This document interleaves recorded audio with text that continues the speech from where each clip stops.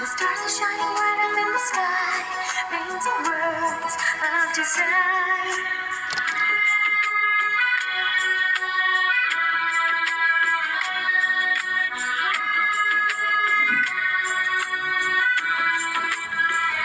सुरीली अखियों वाले, सुना है तेरी अखियों से बहती है नींदें और नींदों में सपने।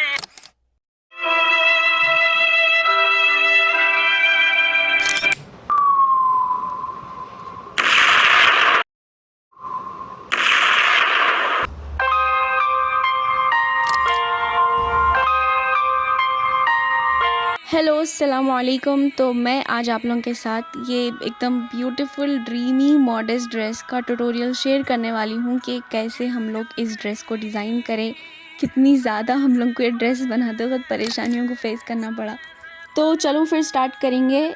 सबसे पहले तो एक अच्छे ड्रेस के वास्ते ज़रूरी है कि एक अच्छा फैब्रिक रहना। तो हम लोग चले गए इरफान टेक्सटाइल्स पे। वहाँ पे मतलब मेरे को बिल्कुल भी आइडिया नहीं था कि इतना सॉफ्ट और इतना प्रीमियम फैब्रिक मिल जाएगा वेलवेट का। मेरे को एग्जैक्टली वैसिज कलर मिल गया जैसा मेरे को होना था। ये डबल शेडेड मरून फैब्रिक है। अगर आप भी ये ड्रेस डिज़ाइन करना सोच रहे अपने लिए तो मैं प्रेफर करूँगी कि आप लोग डार्क शेड्स ही चूज़ करो, क्योंकि ये जो गाउन बन के रेडी होता है, आप लोग अगर डार्क शेड्स यूज़ करेंगे जैसे कि मरून, ब्लैक, पर्पल, तो ये और भी ज़्यादा ब्यूटीफुल दिखता। तो जैसे कि आप लोग देख लिए कि हम लोग इसकी ड्राफ्टिंग कर लिए। शोल्डर में ली 5.7 इंचेस और नेक इसका है सिर्फ 5 इंचेस, और पीछे का जो नेक ली मैं उसको बिल्कुल छोटा रखी 3 इंचेस का। ये जो फ्रंट साइड का नेक है ना, हम लोग को उसका शेप डिसाइड करने में इतना ज़्यादा टाइम लगा। मीन्स पहले तो हम लोग सोचे कि राउंड रखेंगे, लेकिन राउंड नेक के साथ बिल्कुल भी फ्लावर सूट नहीं कर रहा था। फिर बहुत ज़्यादा सोचने के बाद आखिर को हम लोग स्क्वायर शेप डिसाइड करे, जो कि बहुत ज़्यादा ज़बरदस्त दिख रहा था भाई। तो ड्राफ्टिंग तो हम लोग कर लिए, अब है कटिंग की बारी। हम लोग बॉडी और इसके नीचे का घेरा अलग रखे थे। अगर आप ये गाउन बनाने वाले हैं तो प्लीज़ इसकी बॉडी एकदम लंबी नको कर दो। इसको 13 या 14 इंचेस से ज़्यादा बॉडी न खोलियो।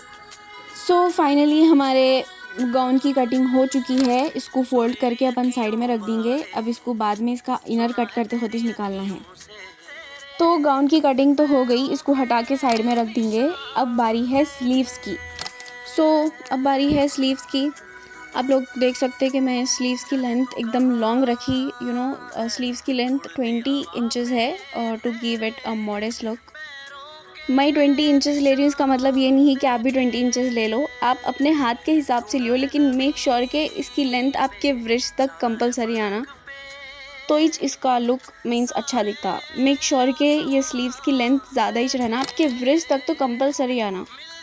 तो बस अपनी स्लीव्स की ड्राफ्टिंग भी हो गई ऑलमोस्ट। अब बस इसको कटिंग करके इसको भी साइड में रख देंगे। कटिंग करते खुद ये जो स्लीव्स रहता ना, तो इसको फोल्ड करने के बाद ऊपर का जो हिस्सा रहता उसको अभी थोड़ा अंदर से कट करना।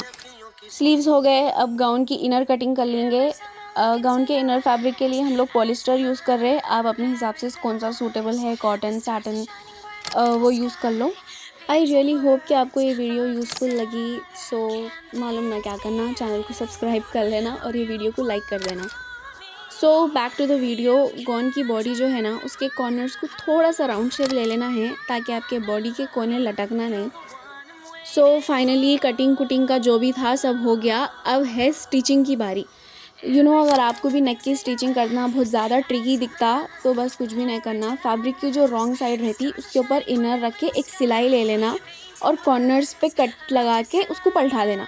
बस इतनी सिंपल सी ट्रिक से आपका एकदम परफेक्ट नेक बन के रेडी हो जाता, बिल्कुल इजी तरीके में। ये पीछे के नेक के साथ भी कर लेंगे।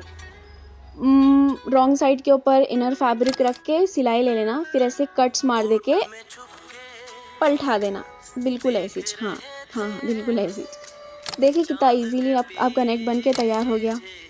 अगर अब नेक के बाद क्या आते हैं कि अपन को फ्रंट साइड और बैक साइड को ज्वाइन करना है और शोल्डर्स अटैच करना है। अगर आप भी चाहते कि शोल्डर्स अटैच करते वक्त ये जो आपका अंदर का पूरा पैक हो जाना, बिल्कुल भी बाहर की सिलाई या कपड़ा नहीं दिखना, बिल्कुल एकदम फिनिश लुक आना, तो आप लोग ये ट्रिक यूज़ कर सकते। आप लोग वीडियो को थोड़ा स्लो करके देख लो कि किस तरीके से फैब्रिक रखना है, तो ऐसी फिनिशिंग आती।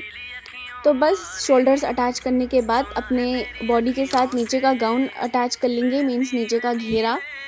नीचे का गाउन अटैच करने के बाद अब सबसे इम्पॉर्टेंट पार्ट है कि अपने गाउन की फ़िटिंग अच्छे से आना। तो गाउन की फ़िटिंग अच्छे से आने के लिए आप लोग फिर से मेजरमेंट्स लेके ऐसी एक ड्राफ्टिंग डाल लो, जिससे आपको सीने में भी आसानी हो जाती और आपकी गाउन की स्टिचिंग भी ज़बरदस्त आती। तो गाउन का कंधा तो ख़त्म हो गया। अब अपना गाउन मीन्स स्लीव्स वगैरह अटैच करने के बाद बन के रेडी हो गया। अब सबसे इम्पॉर्टेंट पार्ट है फ्लावर बनाना उसका, जो उसके जो गाउन पे पूरा चार चांद लगा दे रहा। गाउन बनाने के वास्ते सबसे पहले तो आपको ये वायर होना, जो आपको मीशो पे, अमेज़ॉन पे, फ़्लिपकार्ट पे या आपके क़रीब के शॉप्स में आराम से मिल जाती। तो ये जो फ्लावर के पेटल्स है, उसका पहले शेप मैं ले रही हूँ कि इसके फ्लावर का शेप्स कैसा ले सकते हैं अपन। उसके बाद मैं काउंट कर रही थी कि कितने फ्लावर्स अपन को, कितने पेटल्स की ज़रूरत पड़ती। तो टोटल इसके लिए हमको 7 पेटल्स लगे, 7 लॉन्ग पेटल्स और 7 छोटे पेटल्स, यू नो। जब मेरे को ये वायर को फैब्रिक पे अटैच करना था, मैं सोच रही थी कि बस कपड़े पे वायर रख के प्रेस कर दिए तो अटैच हो जाता। मतलब मैं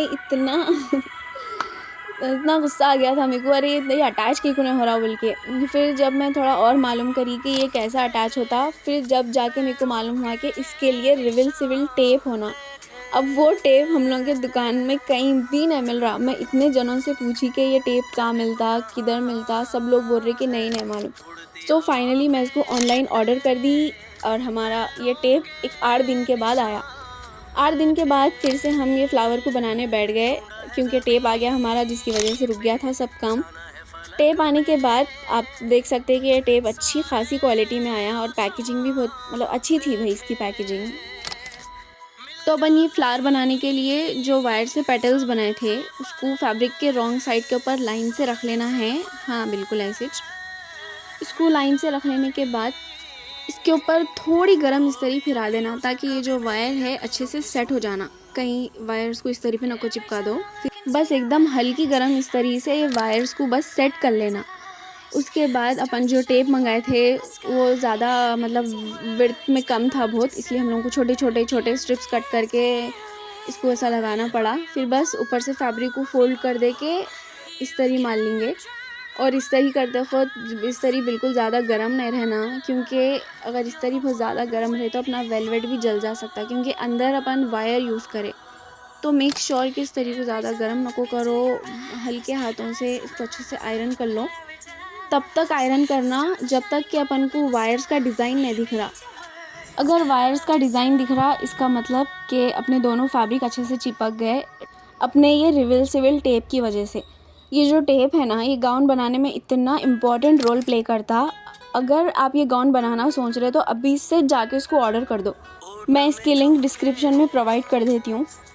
तो अब है पेटल्स को कट करने की बारी। तो जब मैं इसको बड़ी वाली कैंची से कट कर रही थी, ये बिल्कुल भी कट नहीं हो रहा था। फिर मैं इतना ज़्यादा परेशान हो गई कि अरे शायद ये टेप की वजह से कट नहीं हो रहा।